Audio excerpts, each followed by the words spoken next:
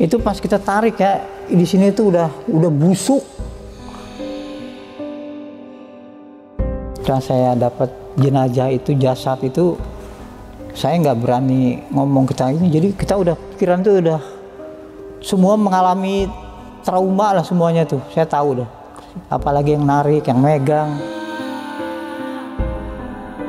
Udah kotor lah kita tuh kayak mandi di lumpur ya. Untung udah ketarik si Dian itu tuh.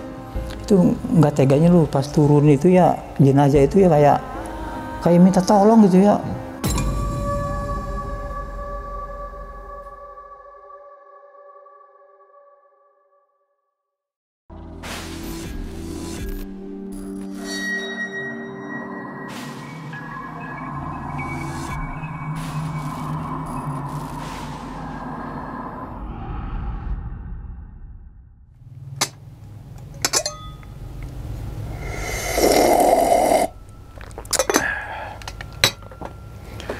Assalamualaikum warahmatullahi wabarakatuh. Kembali lagi bersama gue Sumar Adi Wijaya atau biasa dipanggil Umang dalam segmen Kisah Mistis Pendaki. Nah, teman-teman semua, pada video kali ini atau pada kesempatan kali ini lagi dan lagi saya tidak akan membawakan sebuah cerita dan namun menghadirkan narasumber yang tentunya mempunyai pengalaman mistis saat pendakian gunung. Nah, di samping saya sudah ada Om Denny. Waduh, alhamdulillah Om, ketemu lagi Om. Alhamdulillah ya Allah. Gimana Om kabarnya Om? Alhamdulillah baik. Baik Om ya. Ya. Alhamdulillah, salam untuk teman-teman dan juga keluarga di rumah nih Om. Ya, nah, pasti. jadi teman-teman semua, Om Denny ini bercerita berarti kalau untuk saat ini kali ketiga Om ya? Ketiga kali. Ketiga kalinya. Kalau yang pertama itu di pendakian Gunung Gede juga Om ya? Gunung Gede. Gunung Gede tapi tidak lanjut. Nah, lanjutnya lagi itu video yang kedua itu sudah tamat tuh ya Om ya. Udah tamat yang kejadian tersebut. Nah, dalam video yang kedua kan sempat ngebahas kalau setelah itu naik gunung lagi tuh Om. Iya, tentang ritual itu. Ritual kita di Batu Dongdang. Batu Dongdang gitu kan. Nah, itu kan kalau nggak salah diajak lagi Om ya untuk naik Gunung Gede. Cerita ini ya untuk Gunung Gede tapi menemani adik saya yang pada waktu itu ada kegiatan pecinta alamnya di mana saya harus menemani dia. Kalau saya tidak ikut ya dia tidak bisa berangkat. Jadi dilema. Sebenarnya saya tuh sudah nggak mau lagi sebenarnya ke situ lagi. Tapi berhubung ada unsur dalam tanda petik terpaksa, ya udahlah demi adik, orang tua juga udah menyetujui, temenin adik kamu, ya udah jadinya kita jalan. Jalan lagi itu berarti tahun berapa Om kalau yang Kalau nggak salah 92. 92, berarti yang selang setahun ya sama yang terakhir itu ya? Yang habis ritual itu? 92, saya juga awal apa akhir 92, pokoknya 92. Oh, 92. Nggak jauh dari setelah kejadian itu. Kejadian itu kalau boleh tahu Om, lewat mana Om pada 92 itu Om? Masih lewat Cibodas. Oh, Cibodas. Oh, oke, itu tahun 92 teman-teman semua, lewat Cibodas tuh. Nggak tahu kalau dulu udah apa Om namanya, bayarnya tuh berapa, masih inget gak Om? Kisarannya tuh. Kalau kisaran saya nggak tahu, pokoknya saya waktu itu udah di akomodasi lah, udah biayanya, makannya semua udah tanggung lah, saya jadi pendamping di situ. Tinggal naik aja gitu ya, nggak usah ngurus apa-apa gitu. Udah beres, tahu beres. Tahu beres gitu. Oke, ini ada apa lagi nih teman-teman semua yang dialami oleh Om Denny bersama tadi siapa tuh Om? Adik perempuan saya, adik kandungnya gitu kan. Setelah saat itu Om Denny kan sudah kapok tuh teman-teman semua naik Gunung Gede, tapi karena ya tadi dilema Om ya, mau naik gunung apa enggak, karena ya tadi teman-teman semua tonton dulu deh yang sebelum video ini gitu. Itu ada dua cerita Om Denny. Oke, mungkin tahan dulu kali Om ya ceritanya nih Om ya. Tanpa berlama-lama lagi kita langsung masuk aja ke dalam ceritanya. Ngopi horor segera dimulai.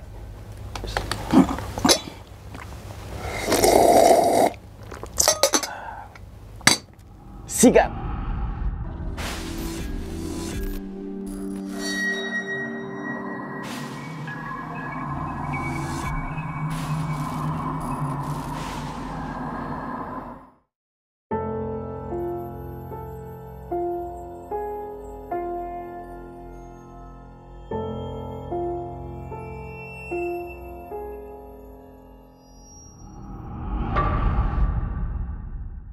Pada tahun 92 itu kondisi saya belum begitu stabil ya. Tiba-tiba adik saya yang bernama Mala itu Kalau di sekolah dipanggil Mala, kalau saya sih biasa manggilnya Inci ya, cuma Mala ya dia. Temenin gua naik gunung. Enggak gua bilang. Kemana? Ke Gunung Gede. Emang gak ada teman yang lain yang bisa? Nggak bisa, gue bilang gitu kan. Enggak, kalau lu nggak ngikut, gue nggak bisa berangkat. Ya ngomong dulu ke mama. Udah, artinya kalau ngikut, baru dia boleh berangkat, artinya asal didampingin. Aduh, dilema. Ntar tenang aja, dibiayain semuanya, lu beli rokok, dibeliin makan, artinya. Emang nggak ada senior apa yang bisa? Ada, cuma ini kan orang tua kan khawatir kalau nggak ada kakak. Aduh, ya udah dah, kapan berangkatnya? Kalau nggak salah Sabtu, ya udah disiapin Sabtu. Kita kumpul di sekolahnya itu di SMA di Condet. Itu ternyata gabungan, bukan SMA. Tadi ada beberapa SMA dari beberapa sekolah di Jakarta gitu. Saya lihat di situ ada sekitar 12. Akhirnya kita udah kumpul, itu sewa angkot, berangkatlah kita ke Cibodas waktu itu. Saya tuh pikiran tuh masih kosong, ini kita nih, aduh mudah-mudahan gak jadi ya. Udah pikiran mudah-mudahan gak jadi. Sampai turun Cibodas, sempat ada diskusi mungkin ya. Ada 2 kelompok yang lain tuh yang ada datang lagi lah, kelompok dari SMA lain juga tuh. Ada yang mau ke Puncak. Nah, kalau saya ada yang namanya Rinaldi, itu dia mau bukan buka jalur sih, dia bilang ada lembahan katanya. Lembahan itu sebelum kita puncak dari Kandang Badak arah kiri. Itu saya sempat diskusikan sama beberapa yang panitia di situ. Ada yang mau ke puncak. Jadi sempat adu argumen lah. Akhirnya dipecah. Kalau saya bang sini tuh cuma nemenin adik saya aja. Saya bukan ketuanya. Bukan apa, cuma nemenin adik saya ngedampingi ya. Saya ikut dia aja kemana. Malah ikut saya bang nanti, kata Renaldi. Berarti kemana? Kita ke lembahan yang saya temukan itu sama orang pribumi. Saya dulu pernah ke situ katanya. Tempatnya bagus itu, jadi orang belum ada yang tahu katanya. Oke, saya bilang, tapi saya sih tetap nggak bisa ke puncak nih, cuma nemenin adik saya aja ya. Oke, katanya. Ya malam itu kita udah siap berangkat, saya lah yang memimpin doa, emang udah dituakan lah, walaupun kita bukan ketuanya, saya ditugaskan memimpin doa pertama. Malam itu kita start berangkat. Cuma saya kan namanya masih dilema ya, ke Gunung Gede itu, jadi was-was juga kan, kadang-kadang nengok kiri, nengok kanan. Saya di belakang terus. Kosong lah pikiran itu ngedaki gunung. Nah, sampai melewati kandang batu. Nah, di kandang batu kan tahu sendiri, pernah ketemu saya seseorang di situ, apa bapak-bapak itu kan. Selingkuh. Tapi kan saya jadi kayak orang penakut. Jadi saya kelompoknya kelompok perempuan itu saya nempel aja ke adik saya lah. Kayak perasaan jadi takut gitu ya. Gemeteran di situ tuh di kandang batu. Tapi untungnya cuma lewat di situ. Jadi kita tuh ngebase di Kandang Badak. Nah, kebetulan saya kan pengen kandang badak. Sampai emang kandang badak, ada pendopo, bukan pendopo, ada shelternya rumah ya. Cuma di situ udah penuh, emang banyak pendaki waktu itu saya lihat kan. Jadi Camp Putri itu naik ke atas, agak ke atas. Yang mau jalur ke atas lah, karena penuh yang deket shelter itu kan. Buka di situ, buka tenda. Ada 2 ya, putri itu ya. Ada 3 lah cowok, ada cowok. Nah, kalau saya nggak tidur di tenda, justru kita tidur di shelter itu. Kan nggak kenal kita kan ya. Cuma tahu, cuma nggak punya temen lah, temen akrab. Jadi sendiri, saya sendiri seneng gitu, sambil ngawasin gitu ya. Ini kandang badak kayak baru begini bentuknya, rame bener gitu. Cuma kalau dulu kan masih familiar lampu-lampu badai, lampu gantung yang biru, ya, itu aja banyaknya. Paling center lah itu ya.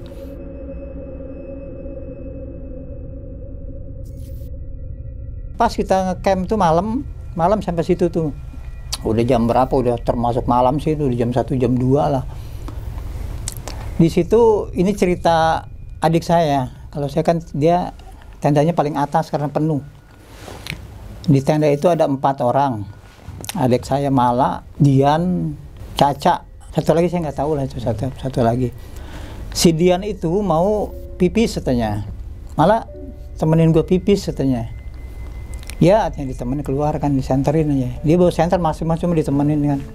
Jadi karena banyak banyak ini jadi agak kesana gitu ya. Nah udah selesai kan udah kelihatan, nah si Mala sih balik lagi udah mau arah ke sini kan si Dian. Ini cerita Dian sama si Mala adik saya tuh. Pas si Mala udah masuk tenda, si Dian belakangan dipanggil, "Hei," ada cewek manggil dia itu kan. Kok sendirian, kata si Dian itu kan. "Iya, saya nungguin teman saya," katanya. Badannya tuh ini dia kayak orang kedinginan gitu ya. "Kamu sendirian," kata si Dian itu waktu itu ya. "Udah kesini aja, gabung sama kelompok saya di sini." Jalannya pelan, dia emang datang situ, dia juga mukanya pucat gitu ya, cewek itu ya. Maka atributnya juga udah kayak kusut lah gitu ya. "Mau minum gak?" Dikasih ini, si Dori disiapin minum ya. Udah disiapin, dia diem aja agak jauh lah katanya si duduknya tuh, ngobrol-ngobrol. "Saya lagi nunggu bantuan dari teman saya, belum datang sampai sekarang, saya kedinginan," kata dia. "Loh emang di mana teman-temannya?" "Iya lagi minta bantuan," katanya. "Bantuan?" Belum ngerti kan si Dian itu bantuan apa ya. Akhirnya ngobrol-ngobrol begitu. Di sana katanya di atas masih ada teman saya, Hendra, namanya Hendra, dia ngomong waktu itu. Saya masih ingat tuh Hendra. Dia juga minta tolong katanya, dia juga kedinginan katanya di situ. Jadi si Dian itu belum nangkep lah. Akhirnya dia ngobrol-ngobrol lain saya terus cewek itu cerita terus, "Kasihan orang tua saya nungguin saya katanya, nyariin saya katanya, kasihan dia katanya. Saya pergi nggak izin katanya. Saya belum pulang sama Hendra," katanya. Si Dian ngedengerin aja waktu itu kan. Udah tuh dikasih minum, dia nggak mau minum kan. Udah selang berapa lama dia ngomong kedinginan, "Udah masuk sini aja, tidur sini." Iya, dia duduk. Nah si Dian masuk ke tenda mau ngambil apalah, ngambil baju apa dia tuh. Nah dia ngomong, "Malah di luar ada orang cewek, kasihan kedinginan, ajak ngobrol aja." Nah pas balik lagi udah pasti malah keluar, "Nggak ada, lu nggak ada siapa-siapa," katanya kan. "Oh mungkin udah ini kali, udah pergi," katanya. Nama cewek itu saya masih Riris. Cewek itu kata si Dian Riris, dia kenalin diri Riris. "Lu nggak salah lihat, nggak ada. Tadi masuk gua ngobrol nggak kedengeran." "Enggak," kata si Dian itu kan. Akhirnya udah selesai, tidur lah kan, udah malam kan. Kalau saya kan di shelter nggak tahu. Pagi udah menjelang pagi akhirnya pagi. Nah akhirnya keputusan kan sepakat yang mau ke puncak. Kalau saya sih tetap mendampingin adik saya tuh, dia mau Renaldi itu, dia pernah katanya nemuin ada jalur, itu jarang orang ke sana bang katanya. Ada lembahannya bagus tempatnya, dekat kawah kata dia. Sebelah kiri kawah kata dia. Jadi sebelum kita dari kandang badak nanti kita ke kiri bang kata dia. Ya udah deh kalau saya ngikut aja deh katanya. Jadi ke situ tuh kalau nggak salah jadi ada 6 orang atau 7 orang, saya masih ingat tuh. Ceweknya 4, sisanya cowoknya 3. Saya, Renaldi, masih ingat Bama.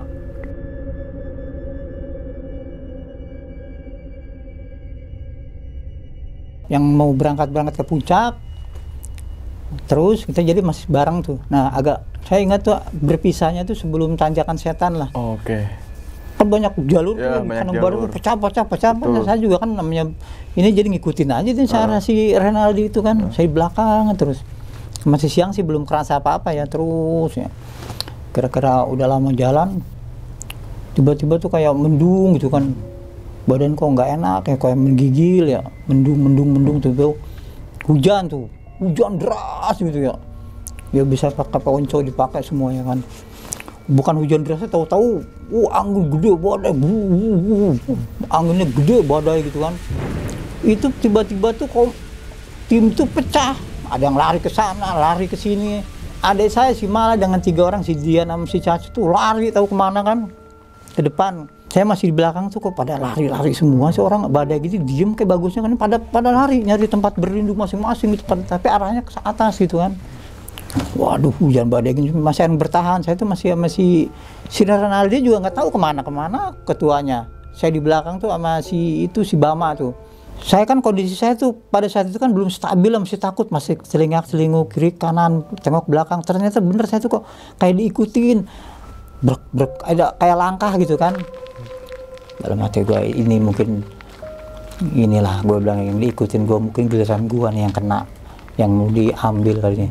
Kita berhenti, nengok ke belakang, dia berhenti, maju lagi sampai ngedeketin si Bama itu kan. Lu ngapain sih lu maju-maju, pelan-pelan deh di belakang kayak ada orang. Ya mungkin ada orang ngedaki lagi kali ya, kata dia. Tapi dia nggak ngeh.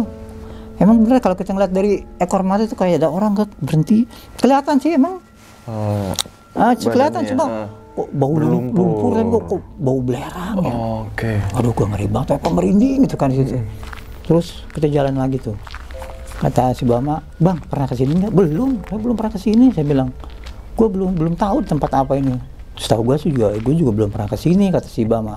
Ini mah kita udah di punggungan mana lain lagi kalau menurut gue sih. Tahu kan temen lu yang ngikut, yang ngajak. Akhirnya ya udah kita susul nggak ketemu ya. Udah panggil teriak-teriak nggak ketemu tuh. Ada lama lah sekitar 2 jam nggak ketemu. Kita jalan berdua tuh nyariin. Udah berapa lama ketemulah sama si Renaldi tuh.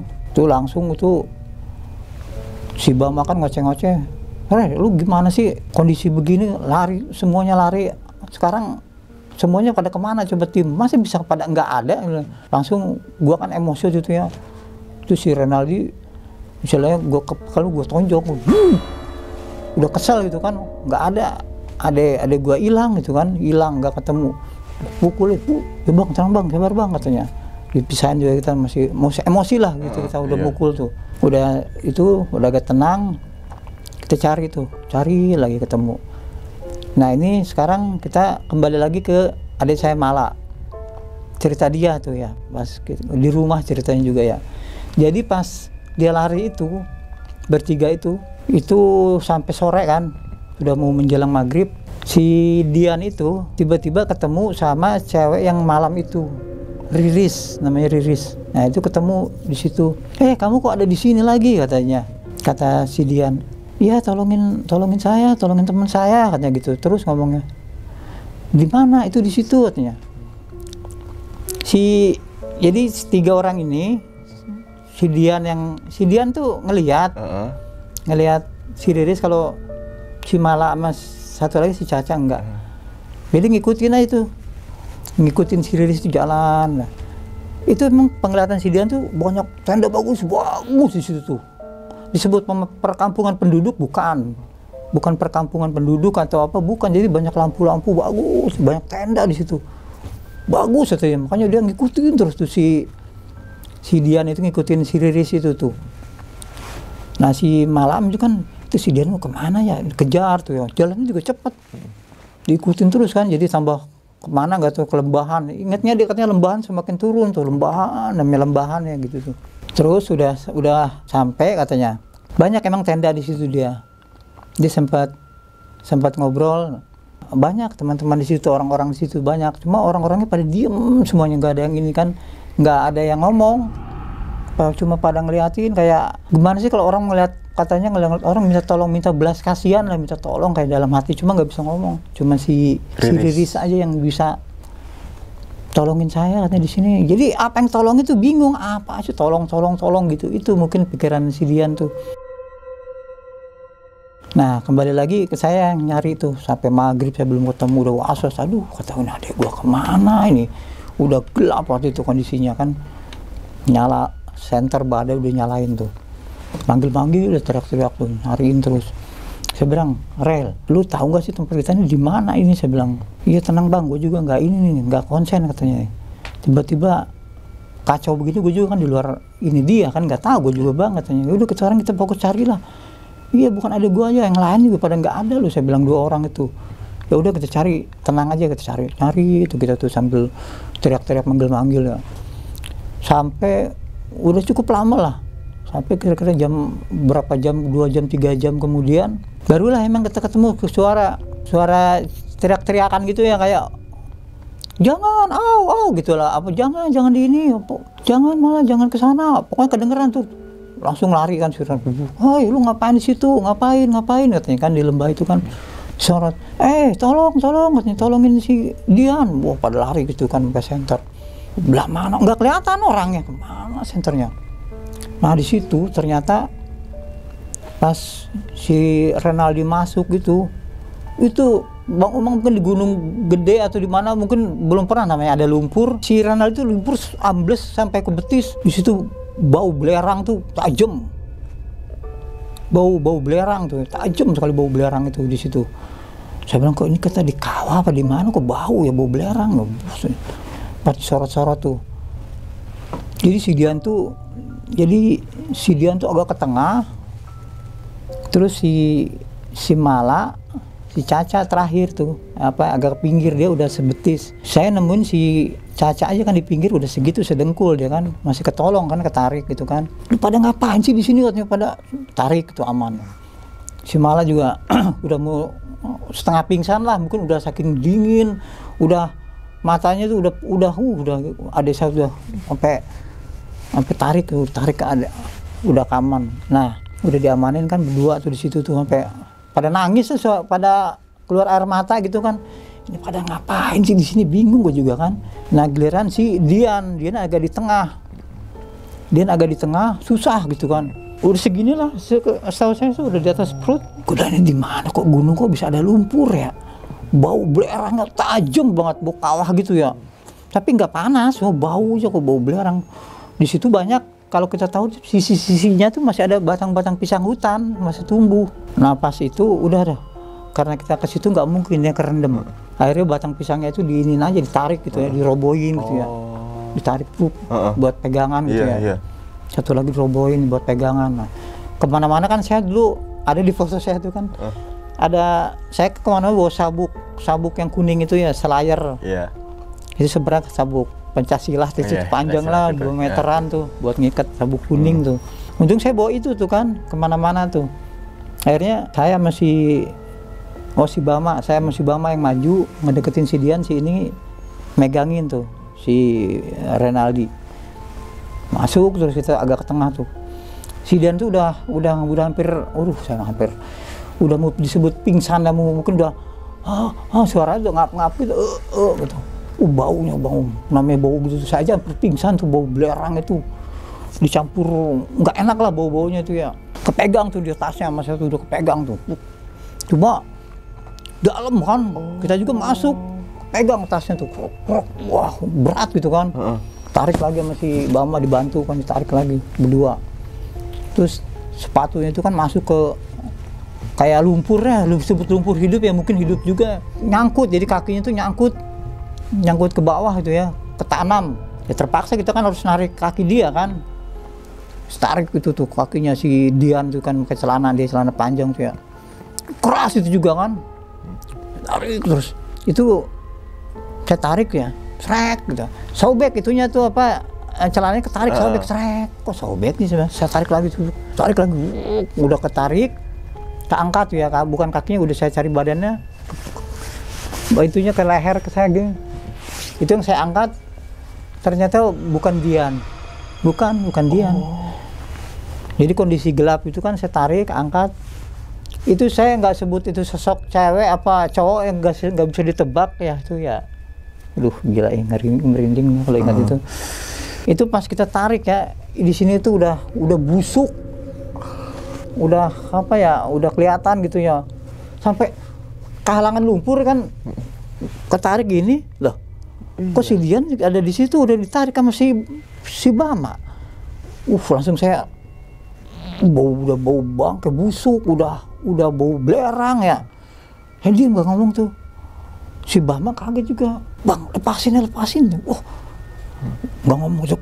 Si Dian ditarik sampai saya tuh ngelari aja sampai kayak berenang tuh ya, saking takutnya gitu ya. Itu sosok itu, kalau itu merinding gila itu. Tarik begitu ya, gue lepasin lagi tuh. Jadi pas udah ditarik itu ya, itu kayak orang minta tolong loh. Saya juga nggak tega ya, itu siapa ya sampai sekarang tuh ya. Jadi pas ketarik sih udah ketarik, ini kan ketarik sama kita tuh. Cuma pada robek, kok ditarik pada sobek itu, sobek bajunya. Tarik lagi, sobek. Udah lama itu jasad itu tuh.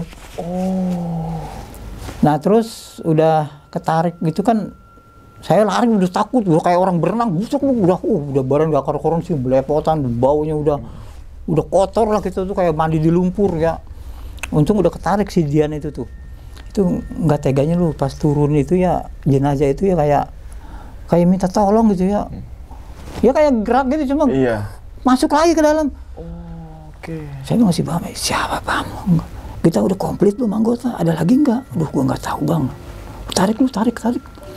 Si Dian udah kondisi udah pingsan dia juga. Udah lemas, tarik. Diem aja gitu di pinggir tuh ya. Udah nggak bisa ngomong, diem aja. Nangis itu kan si Malak nangis ini. Jadi belum ngomong, kita nggak ada yang bisa ngomong, kok bisa ada di sini gitu ya. Itu saya juga belum tahu ya apa itu. Tapi itu nyata loh, saya pegang nyata itu lembahan itu yang setahu saya sih emang ada. Oke. Itu lembah B namanya. Inisialnya lembah B. B. Oke. BNH. Oke. Itu lembah BNH. Tahu saya oke. itu memang ada. Itu banyak sosok di situ sejak beberapa itu ada. Cuma saya nggak lapor waktu itu. Karena kita dulu masih kondisi lagi nggak inilah. Jadi setelah semua aman, sampai di pinggir tuh gitu suara apa kayak disebut harimau sih bukan ya, kayak auman gitu ya. Itu kan sebenarnya daerah situ itu tempatnya tempat kandangnya macan sebenarnya di situ itu. Kalau menurut informasi terakhir yang saya dapat itu nggak tahu si Renaldi itu kena dapat jalur ke situ dari mana, nggak tahu juga ya. Apa mungkin dia juga nyasar? Nyari apa itu mungkin ya. pengaruh si Riris itu dia minta pertolongan, mungkin itu ya. Iya, mungkin. Karena saya kedinginan, saya udah lama di sini. Ibu saya pasti nyariin kata dia. Sama Hendra kata dia. Ya berarti mungkin kalau ketangkep udah sampai di rumah tuh baru sadarnya orang itu minta tolong, minta diambil gitu loh. Jasadnya itu di situ. Mungkin apa itu, saya nggak tahu itu perempuan atau lelaki, ya nggak tahu lah, namanya udah belepotan, udah hancur begitu kan. Kita ambil itu apa, lah kita nggak ngomong tuh pas udah di pada lemes, pada belepotan, udah kelihatan udah enak, pengen buru-buru turun dari situ. Ternyata susah turun dari situ. Waktu kita ke situnya gampang, ternyata mau keluar dari situ Susah, Om. susahnya minta setengah, aduh. Oke.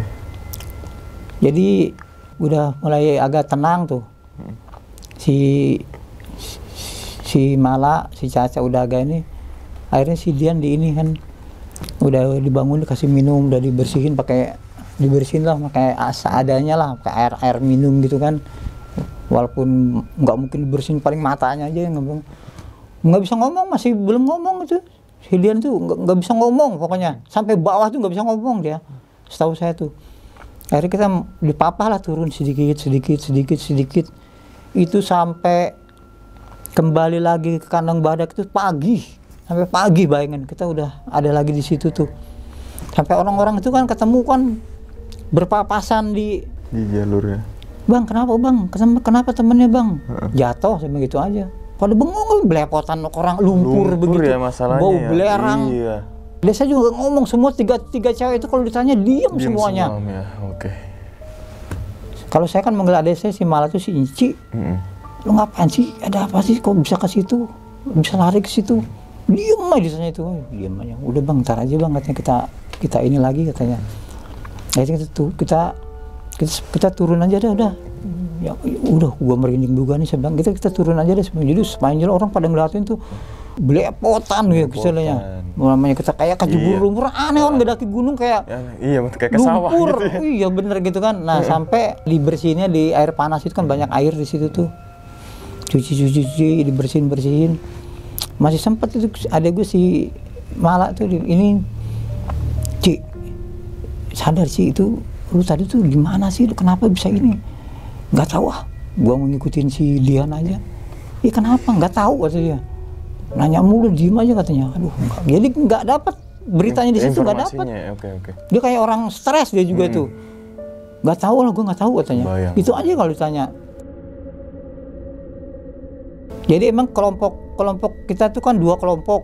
Kelompok itu udah kocar, nggak kondusif, siapa pemimpinnya, siapa ini. Ada yang ke puncak, udah tuh turun di Putri. Kalau saya sih istilah 7 orang itu aja di situ. Ke jalur yang nggak aneh lah, itu jalur lembah disebutnya lembah tak bernama lah itu. Oke.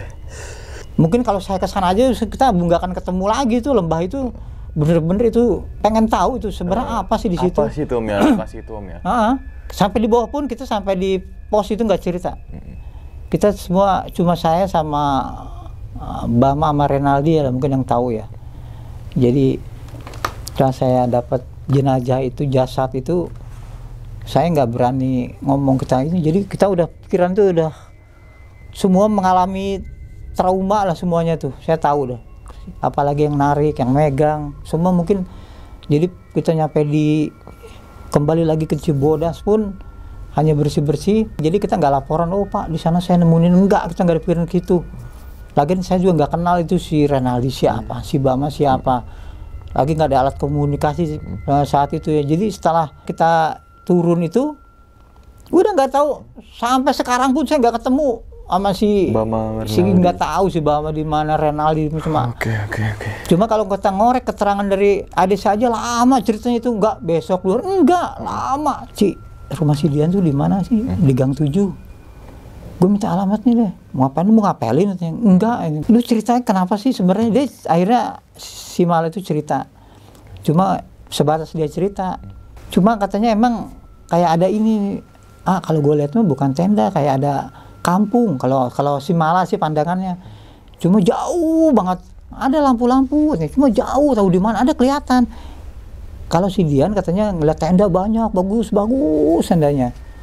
Nah, kata si Mala juga, si Dian itu ketemu Riris itu minta tolong terus, anak itu tuh minta tolong apa nggak tahu, minta tolong sampai akhirnya dia ngikutin tuh cewek itu tuh, sampai akhirnya gue tuh kejeblos di situ, katanya gue kejebur kayak orang ini kayak ke sawah katanya. Itu nggak sadar di jalan ke tengah, tahu-tahu gue udah sebatas udah di atas dengkul. Kalau si Dian parah udah sampai sedada dia. Itu aja pas lu manggil-manggil itu, pas suara kedengaran teman-teman lu pada manggil-manggil tuh baru itu pada ini di sentrasi baru pada sadar kok udah tenggelam gitu, udah di dalam lumpur. Tadinya dia nggak tahu, kayak jalan enak aja, banyak tenda yang bagus. Si Dian juga gitu.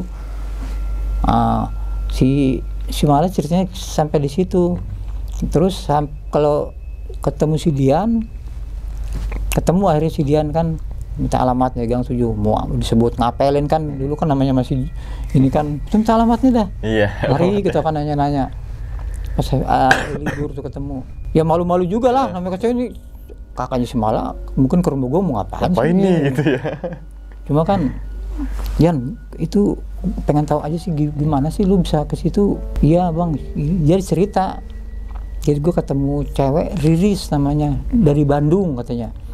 Dia sama pacarnya namanya Hendra ke situ. Jadi dia tuh berangkat katanya nggak izin ke orang tuanya. Udah lama dari situ, katanya kedinginan, ngomongnya cuma kedinginan, minta tolong dong, katanya kita tim bantuan, katanya menunggu tim bantuan belum datang sampai sekarang katanya. Sampai ketemu lagi pas hujan gede itu bang, tau nggak, hujan gede, badai gede gitu. Ya gue lari kan, gue duluan lari itu, nggak tau kayak pengen lari aja katanya, lari diikutin sama si Mala masih Caca. Tuh ya pada lari tuh. Kayaknya enaknya lari tuh nggak ini. Abis hujan yang enak aja nyari tempat berteduh tujuannya sampai gitu maghrib. Si Riris lah manggil katanya tuh, kok ada di sini? Kamu ada di sini kata situ kan. Akhirnya diajak lah ke situ. Ya tolongin saya tuh, teman saya di sana katanya, ada di tenda-tenda, banyak tenda bagus itu. Pandangan dia sih itu tenda bagus itu tendanya tuh. Sampai akhirnya dia terprosok di situ. Si Caca, si ini, adik saya semuanya kena gitu di situ. Itulah sebenarnya itu yang saya takutkan tuh sebenarnya waktu kegede ketiga itu saya yang kena gitu loh. Ternyata gitu kok, apa ada sangkut pautnya kita kenapa gitu loh, itu kan jadi tanda tanya, jadi susah secara logika tuh kita kenapa sih? Makanya saya tuh nggak mau ke situ sebenarnya, kalau nggak dipaksa-paksa orang tua suruh nemenin adik kamu, suruh temenin, nggak mau ke situ. Akhirnya terus bener kejadian begitu kan, mungkin orang tua juga udah suruh ke sana, ada kejadian itulah mungkin begitu lah sering bang.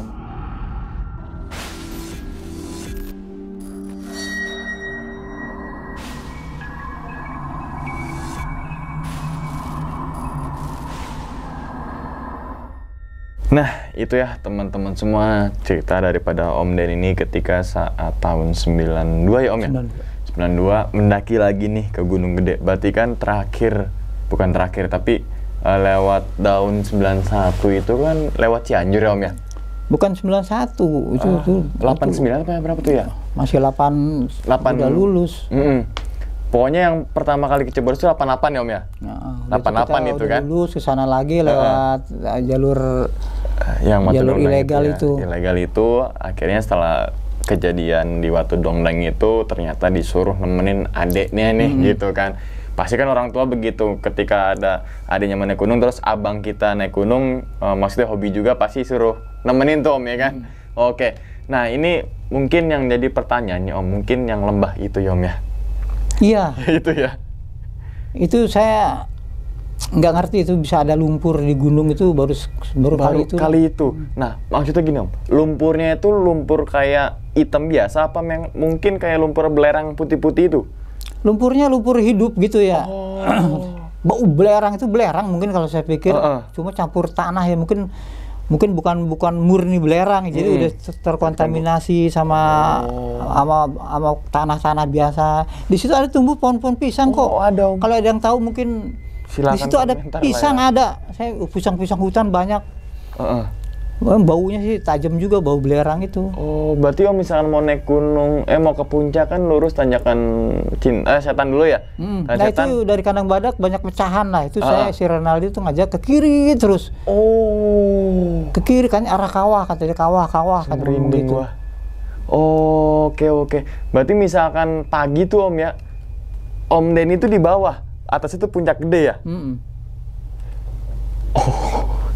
Itu jalur kawah, tapi kawah kiri. Oke, yang mungkin nanti deh jangan sebut nih ntar teman-teman ke situ lagi Om ya kan? Jangan gitu. Pokoknya ya bisa dibilang kawah yang belum ada namanya gitu Om ya. Kawah gitu. tak bernama itu. Kawah tak bernama. Bukan kawah lembah, itu lembah. Lembah. Oke, nah itu kan saat kita flashback lagi ke belakang Om ketika di Kandang Badak kan adenya Om Denny itu kan kayak kencing Om ya, terus ketemu sama iya si Dian bukan adik saya. Si Dian gitu kan. Ketemu Riris dan dia minta tolong sama Hendra. Hendra pacarnya itu. Pacarnya Riris dan Hendra gitu kan. Apa mungkin, ini mungkin aja nih Om, kita bukan memvalidasikan kalau memang itu benar gitu ya. Apa mungkin ternyata buat nyampein pesan gitu Om ya. Kayak tolong gitu kan. Iya. Saat kejadian sebelum ke kawah kan kayak ini minta tolong apa nih? Iya nggak ngerti. Nggak ngerti kan sampai akhirnya pas turun juga. Ini maksudnya apa? Mungkin pas sampai rumah tuh mungkin mungkin yang dimaksud oleh ini ternyata minta bantuan gini.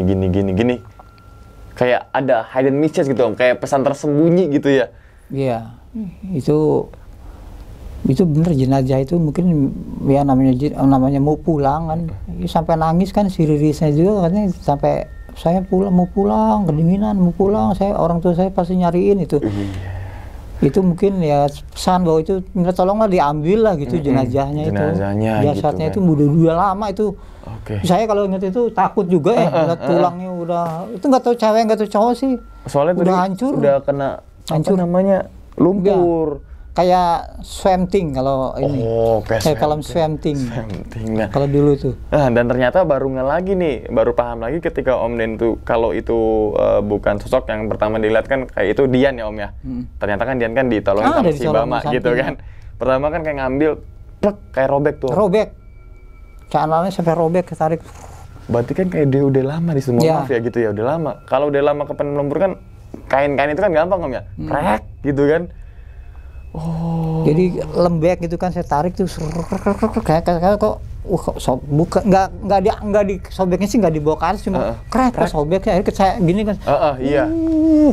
Ambil badannya. Pas kita angkat badannya loh si Dian udah diangkat sama si Bama loh. Akhirnya saya nggak ngomong kan si itu juga kaget. Lihat gitu kan dia juga ngelihat saya langsung mau muntah juga langsung nggak ngomong langsung lari kayak orang berenang itu kayak orang ketakutan lah. Soalnya kan lumpur Om ya. Sadis gitu ya larinya itu. Sampai ngejoprak saya masih ngeliat tuh itu nggak tega lu saya ngeliat kasihan ngeliatnya sampai kayak di film lu dia turun. Minta tolong kayak analoginya kayak lumpur hidup kan gitu Om yang ngisep kan dia ya. Oh, oke. Nah, ternyata saat 92 kan gitu Om. Apa perbedaan yang signifikan Om ketika 88 ke tahun 92 Om? Yang benar-benar beda banget gitu. 89 lebih udah mulai rame lah kalau era 90-an. Berapa 92 93 tuh saya aja baru tahu itu kandang badak tuh udah full gitu lah. Sampai emang enak di situ apa banyak tenda. Jadi kayaknya hangat suasana itu ya, walaupun dingin tuh hangat di situ kayaknya enak tuh. Oh, ini namanya kandang badak. Jadi rame sih, agak mulai rame. Kayak kalau ini sih nggak berbeda sih, 89 92 masih begitu-gitu aja. Kalau Gitu ini aja. sih nggak masih belum tetap sudah ada bangunan shelter itu Om ya? ada, masih ada bangunan kayu itu. Oh, bangun kayu, dan 92 juga masih ada. Mungkin teman-teman yang sekarang juga masih ada, tapi mungkin sudah direnovasi kali Om ya. Sudah renovasi shelternya, tapi tempatnya sama di situ Om. Nah, terakhir Om, terakhir ke Gunung Gede itu tahun berapa Om? 2005. 2005 tuh. Nah, ini kan pasti fasenya beda Om ya. Dari 80-an nih, 90-an sampai 2000-an nih Om. Yang bener-bener ngerasain selain keramaian Om, apa kayak misalkan jalurnya kah gitu? Jalurnya, pedagangnya. Jadi kalau ke sana kalau banyak uang nggak usah bawa makanan. Uang aja banyak gitu aja lah. Itu enak lah sekarang. Itu tahun berapa Om? Ketika ada mulai dagang-dagang gitu Om? 2005 itu belum banyak tenda, belum, masih orang bawa nasi uduk. Nah, ada di bawah nasi uduk. Jadi sepanjang jalan itu kita diikutin tukang nasi uduk. Ada bakso yang dipakai ini, tapi panas baksonya itu. 2005 di Putri itu banyak. Di Sur kan ada jualan bakso tuh yang udah, tapi masih panas dia. Nggak dipakai gerobak, maksudnya pakai.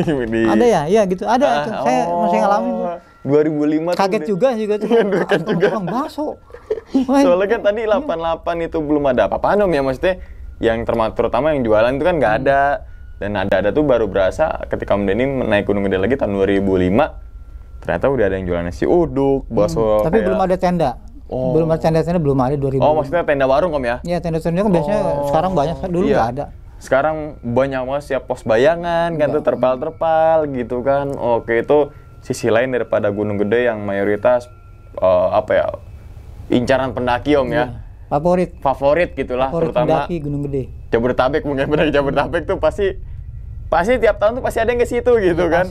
Pasti ya, mungkin karena keindahan Surya Kencana itu Om ya. Indah sih di sana itu. Indah banget, terus juga deket Om ya. Deket dari Jakarta. Ke Bogor gitu, sampai akhirnya di Surya Kencana. Nah, berarti saat di 92 Om Denny nggak ke puncak ya? 92 enggak. Enggak kan ya? Kita langsung turun gitu aja. Langsung turun. Berarti ketika ngambil nolong si Dian, naik ke Punggungan, udah pada stres, trauma, turun lagi aja udah. Nah, itu juga poin penting tuh teman-teman semua. Ini juga pelajaran nih ketika kita mengalami suatu hal, bisa dibilang kejadian yang tidak diinginkan Om, entah itu keseleo kan misalkan gitu kan, keseleo atau temen sakit, ya lebih baik jangan ke puncak kan gitu ya. Lebih baik aja. Tarik mundur aja, pukul mundur, yang penting selamat sampai rumah kan gitu Om ya. Oke, ini teman-teman semua sangat beda banget ya tadi. Mungkin teman-teman semua belum nonton ketika pendakian Om Den tuh 1988, silahkan tonton dulu karena itu juga lewat Cibodas juga Om ya. Lewat Cibodas yang dimana seperti layaknya ada mendengar suatu perkampungan ya Om ya. Iya, kalau penglihatan ini ada perkampungan, ada tendanya bagus-bagus, banyak gitu aja sih. Gitu itu kan. Nggak tahu lembah apa itu, nggak tahu. Nggak tahu lah, mungkin teman-teman semua yang tahu nih apa yang dimaksud dengan Om Den, tapi jangan kasih tahu tempatnya gitu ya. Penagi-penagi situ Om, kan belerang kan karena almarhum Suoki aja meninggal karena belerang bukan sih? Oh, di Semeru gitu kan. Terus juga ada pendaki yang kena belerang di Kawah Ijen. Itu kan ada juga tuh, siapa saya lupa, mungkin saya kasih ini aja deh beritanya gitu kan. Nah, itu jadi kadar belerang lo ternyata ini Om ya kan.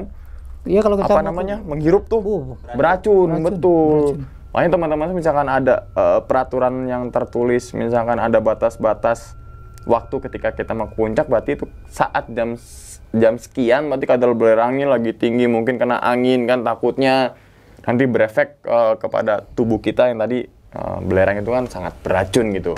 Oke Om, mungkin sebelum ditutup nih Om videonya, mungkin sekali lagi dong Om pesan atau mungkin mengingatkan lah untuk teman-teman semua yang suka naik gunung nih Om.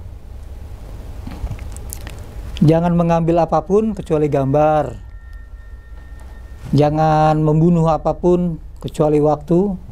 jangan meninggalkan apapun kecuali jejak, gitu aja. Itu artinya banyak banget tuh teman-teman semua. 3 poin itu tapi banyak banget, luas gitu kan. Ya tadi sudah dikasih penjelasan tuh tadi, jangan mengambil sesuatu kecuali gambar gitu. Jadi teman-teman semua yang masih metik-metik tangan-tangannya itu tangan-tangan jahil, jangan gitu kan. Untuk apa? Untuk kelestarian alam juga kan gitu Om ya. Terus juga jangan apa tadi Om? Membunuh apapun kecuali waktu. Dan yang tadi jangan meninggalkan sesuatu kecuali jejak gitu kan. Oke. Dan diingetin lagi nih teman-teman semua, habis nonton video ini nih, mampir juga nih ke YouTube-nya Om Denny nih, yaitu apa Om? Jayagiri Adventure. Jayagiri Adventure. Di situ ada video-video daily-nya. Perjalanan aja gitu kan, daripada di HP kan Om? Iya, kalau di situ kan di YouTube kan kita tersimpan sampai selamanya. Oke. Om, sekali lagi terima kasih banyak Om ya, sudah meluangkan waktunya untuk berbagi ceritanya. Tetap masih di era 90-an gitu kan, ketika naik Gunung Gede juga. Diingetin lagi nih teman-teman semua, cerita dari Om Denny ini bukan untuk nakut-nakutin teman-teman semua ketika mendaki ke Gunung Gede ataupun ke gunung manapun. Tapi ambillah sisi positifnya dan buang sisi buruknya. Sekian dulu pada video kali ini, dan nantikan video-video gue berikutnya.